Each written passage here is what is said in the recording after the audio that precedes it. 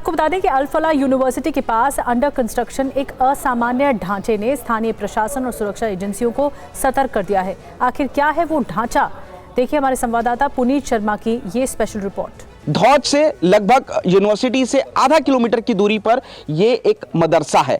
बताया जा रहा है कि इस मदरसे के निर्माण के लिए धन को मुहैया कोई और नहीं बल्कि मुजम्मिल करा रहा था, वही मुजम्मिल जिसके किराए के कमरों से 2900 किलो विस्फोटक मिला और एनआईए ने उसको गिरफ्तार किया। अब देखिए इस यूनिवर्सिटी के बारे में आपको बता दें, सबसे बड़ी बात क्या है, जो भी बिल्डिंग बनाई जाती है, कोई मदरसा बनाया जाता है तो बाकायदा एक बिल्डिंग होती है, जमीन के ऊपर बनाया जाता है, लेकिन ये जमीन है और जमीन से महज आप देखेंगे 4 से 5 फीट इसकी ऊपर दीवार है और इसको अंडरग्राउंड यहां पर बनाया जा रहा है। यानी कि ये इस मदरसे की छत है जो कि लगभग मुख्य सड़क से 3 से 4 फीट ऊपर है और इस मदरसे को बाकायदा अंडरग्राउंड बनाया जा रहा है।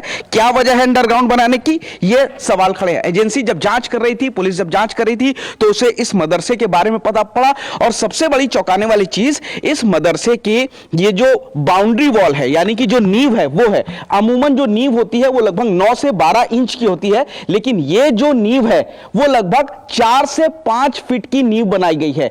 सवाल ये खड़ा हो रहा है कि ये जो नींव है वो इतनी चौड़ी क्यों बनाई गई है। दरअसल मुजम्मिल जो है वो इस पूरे मामले में वित्त का संपर्क सूत्र है, यानी कि मुजम्मिल ही वो शख्स है जो कि इस मदरसे को बनवाने के लिए जो फंड है उसका इकट्ठा कर रहा था। लेकिन अगर पुलिस की बात करी जाए तो फरीदाबाद के पुलिस प्रवक्ता के मुताबिक ये जांच में नहीं आया है कि जो निर्माणाधीन स्ट्रक्चर है उसकी फंडिंग आतंकियों ने की है।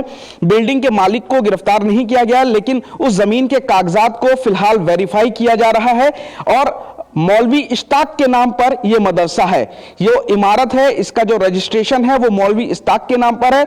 इश्ताक ने ही मुजम्मिल को किराए पर कमरा दिलाया था और मुजम्मिल की गिरफ्तारी के बाद पुलिस ने इश्ताक से भी पूछताछ की थी। अब इस अंडर कंस्ट्रक्शन मदरसा जो है वो पुलिस के रडार पर आ गया है। पुलिस यहां पर शनिवार को आई थी और इस इमारत की संरचना, कंस्ट्रक्शन, इनके किस वजह से ये सारी चीजें की गई थी, इसको लेकर के भी पुलिस अब जांच करी। आप देख सकते हैं ये मदरसे के अंदर का स्ट्रक्चर है, 200 गज का ये प्लॉट है, अंडर कंस्ट्रक्शन बेसमेंट टाइप में ये मदरसा बनाया जा रहा है। सवाल ये खड़ा हो रहा है कि आखिर इस मदरसे की जो अजीबोगरीब स्ट्रक्चर है उसकी वजह क्या है।